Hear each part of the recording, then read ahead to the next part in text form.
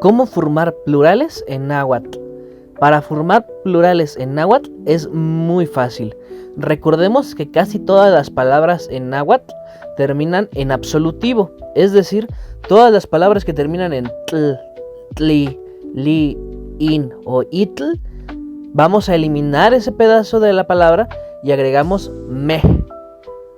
Por ejemplo, cali, que significa casa, termina en li, quitamos li y se convierte en calme, casas.